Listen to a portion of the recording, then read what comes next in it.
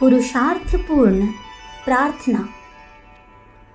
ईश्वर प्रार्थना से सकाम कामना की सिद्धि होती है या नहीं, यह प्रश्न साधकों के मन को सदा ही उद्विग्न किया करता है। कारण यह है कि दोनों ही प्रकार के प्रमाण सामने आते रहते हैं। कभी कभी स्वल्प प्रार्थना करने वालों की ही कामनाएं आश्चर्यजनक ढंग से अनायास पूरी हो जाती है और कभी कभी दीर्घ काल तक सुनिश्चित ढंग से उपासना आराधना करने पर भी अभिष्ट वस्तु प्राप्त नहीं होती। इन असमानताओं को देखकर कोई ईश्वर को, कोई साधना विधि को, कोई साधक को, कोई भाग्य को और कोई किसी को दोष देते हैं। जिन्हें सुगमतापूर्वक अधिक समृद्धि मिल गई वे अतिशय विश्वासी हो जाते हैं और जिन्हें कठिन प्रयत्न करने पर भी निराश रहना पड़ा वे अविश्वासी हो जाते हैं।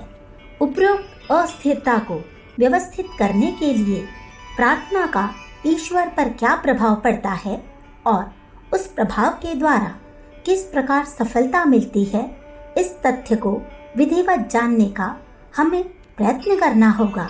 तभी इन विकल्पों का कारण ठीक प्रकार समझ में आवेगा। हमें यह मानकर चलना चाहिए कि समस्त विश्व को नियम और नियंत्रण में कसकर सुस्थिर गति से चलाने वाली ईश्वरीय सत्ता स्वयं अनियमित या अव्यवस्थित नहीं है। सृष्टि के संपूर्ण कार्य नियमबद्ध रूप से चलाने वाला परमात्मा स्वयं भी नियम रूप है। उसके समस्त कार्य निश्चित प्रणाली के अनुसार होते हैं।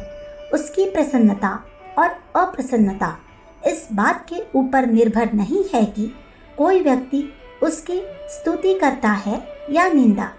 अग्नि की निंदा या स्तुति करने से उसकी कृपा या अकृपा प्राप्त नहीं होती है।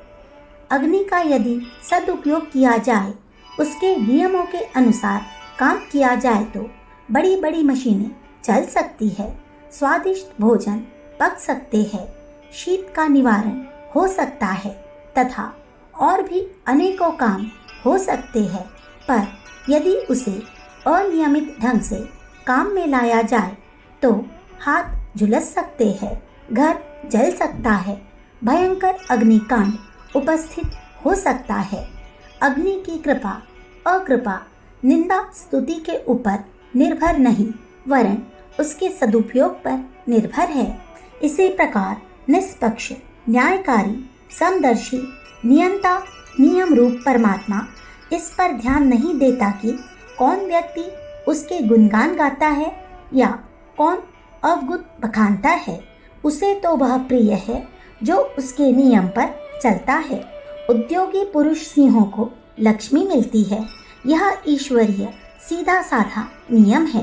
परमात्मा को प्रसन्न करने की सर्वप्रथम प्रक्रिया पूजा विधि यह है कि जिस वस्तु को प्राप्त करने के लिए जिन साधनों, परिस्थितियों और योग्यताओं की आवश्यकता है उन्हें संग्रह किया जाए। उद्योग, प्रयत्न, विवेक एवं नियत व्यवस्था के अनुसार कार्य करना परमात्मा को सबसे अधिक पसंद है। इस पद्धति से जो प्रभु को प्रसन्न करते हैं उनकी सकाम प्रार्थना बहुत शीघ्र स्वीकार कर ली जाती है और बलवती होती है। जप, पूजन, अर्चन, पाठ, हवन, अनुष्ठान यह एक प्रकार के आध्यात्मिक व्यायाम है। इनसे मनोबल सुदृढ़ होता है। जैसे शरीर व्यायाम से देह के अंग प्रत्यंग पुष्ट होकर निरोगता, सौंदर्य, परिश्रम की क्षमता, उपार्जन, उत्पादन आदि की समृद्धियाँ मिलती है, उसी प्रकार मनोबल की बढ़ोतरी से चित्त की सुखावस्था, मन की एकाग्रता, बुद्धि की तीक्ष्णता, विवेक की जागृति में असाधारण उन्नति होती है। इन उन्नतियों के द्वारा कठिन, पेचीदा और दुरह कार्य को सरलतापूर्वक संपन्न कर लिया जाता है। पूजा अनुष्ठान की कर्मकांडमयी प्रक्रियाओं का मनोवैज्ञानिक पद्धति के अनुसार अंतर्मन के ऊपर बड़ा अच्छा प्रभाव पड़ता है। सफलता में अपेक्षाकृत अधिक विश्वास हो जाता है। देवी कृपा का सहारा मिलने की आशा से पीठ बहुत भारी हो जाती है। साहस, आशा, उत्साह व सफलता के विचार मनोलोक में घनीभूत होकर घुमड़ने लगते हैं। ऐसी मनोभूमि सफलता के लिए बहुत ही उर्वर क्षेत्र है। ऐसी मनोदशा वाले व्यक्ति अपनी उत्तम स्थिति के कारण मोर्चे पर मोर्चा करते जाते हैं। जब तप द्वारा सात्विकता की वृद्धि होती है, सद्गुणों का आविर्भाव होता है, सत् प्रवृत्तियाँ जगती है, स्वभाव में नम्रता, भलमनसाहत, मधुरता, शिष्टता, स्थिरता, महानता झलकने लगती है, जिसका निकटवर्ती वातावरण पर अद्भुत प्रभाव पड़ता है। जो लोग संपर्क में आते हैं वे प्रभावित होते हैं और सहायता एवं सहानुभूति का हाथ बढ़ाते हैं। समाज की जरा सी सहानुभूति से बड़े दूरस्थ कार्य सुगम हो जाते हैं। यह सुगमताएं और सफलताएं कभी कभी ऐसे अनूठे ढंग से सामने आ जाती है कि उन्हें ईश्वरीय कृपा का फल ही कहा जाता है। सकाम आराधना से अपनी इच्छित वस्तु के प्रति उत्कट अभिलाषा और उसकी प्राप्ति की अधिक निश्चयपूर्ण आशा जागृत होती है। यह जागरण इष्ट सिद्धि का द्वार है।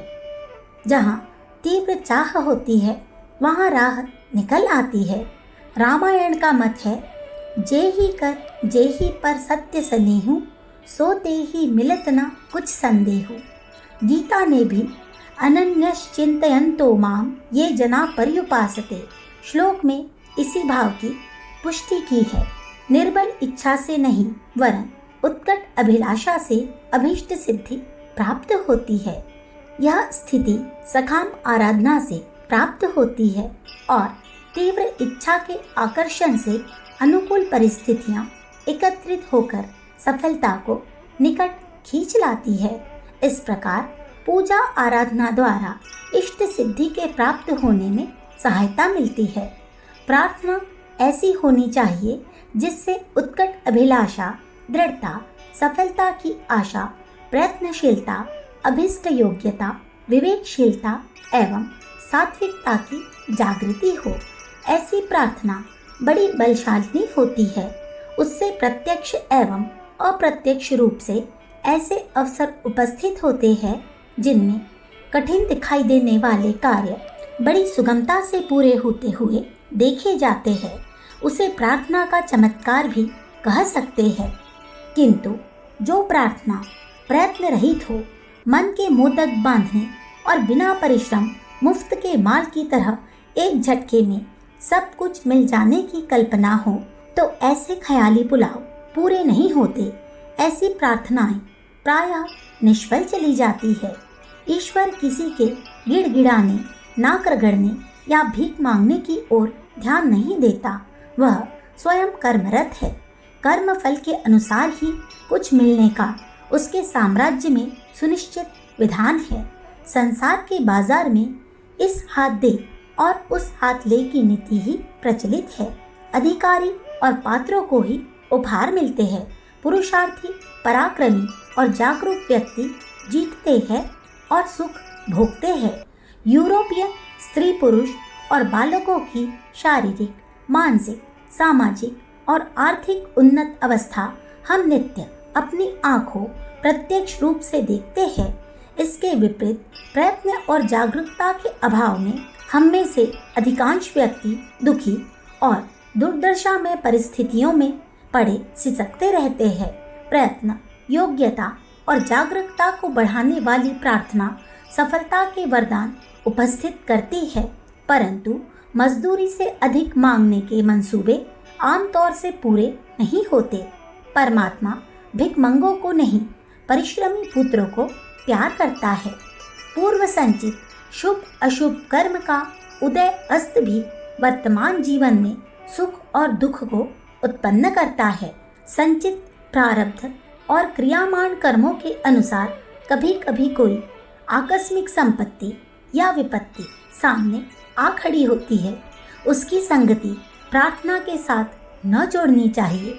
पानी पीते समय छत पर से ईंट गिरे और सिर फूट जाए तो पानी और ईंट से संगति न जोड़नी चाहिए। यद्यपि पानी पीने और ईंट गिरने के कार्य साथ साथ ही हुए तो भी इनका आपस में कोई संबंध नहीं है, यह आकस्मिक संयोग है। इस प्रकार प्रार्थना, पूजा, अनुष्ठान करते हुए भी कोई आकस्मिक विपत्ति आ जाए तो उस संपत्ति, पूजा और विपत्ति संपत्ति का आपस में संबंध न जोड़ना चाहिए। स्मरण रखिए, ईश्वर प्रार्थना एक आध्यात्मिक व्यायाम है। आध्यात्मिक स्वास्थ्य को ठीक रखने के लिए हर व्यक्ति को नित्य नियम पूर्वक पूजा उपासना करनी चाहिए। सकाम उपासना का भी बहुत अच्छा प्रभाव होता है और मनोबल की वृद्धि द्वारा इच्छित कामनाएं पूरी होने में आश्चर्यजनक सहायता मिलती है। परंतु यह भी ध्यान रखना चाहिए कि प्रयत्न और पुरुषार्थ ही सफलता के निर्माता है। भाग्य और प्रारब्ध भी कोई स्वतंत्र वस्तु नहीं, वह भी पुराना पुरुषार्थ ही है। जो कुछ मिलता है पुरुषार्थ से मिलता है। प्रार्थना भी एक प्रकार का पुरुषार्थ ही है। परमात्मा उसी की मदद करता है जो अपनी सहायता आप करता है। भिक्षुओं को यहाँ भी अपमान है और परमात्मा के दरबार में भी मजूरों को उनके परिश्रम के अनुसार यहाँ भी मिलता है और परमात्मा भी उन्हें देने के लिए नियमबद्ध है। हमारी प्रार्थनाएं पुरुषार्थ का एक अंग होनी चाहिए, भिक्षा का अंग नहीं। प्रत्यंत पूर्व प्रार्थना निष्फल नहीं जाती, उनका लोक और परलोक में संतोषजनक परिणाम अवश्य ही उपलब्ध होता है। अखंड ज्योति, सितंबर सन 1945, पृष्ठ संख्या 3, 4, 5। हमारे YouTube चैनल विचार क्रांति दूत अखंड ज्योति पत्रिका को सब्सक्राइब करें एवं अगली वीडियोस प्राप्त करने के लिए बेल आइकन दबाएं। धन्यवाद।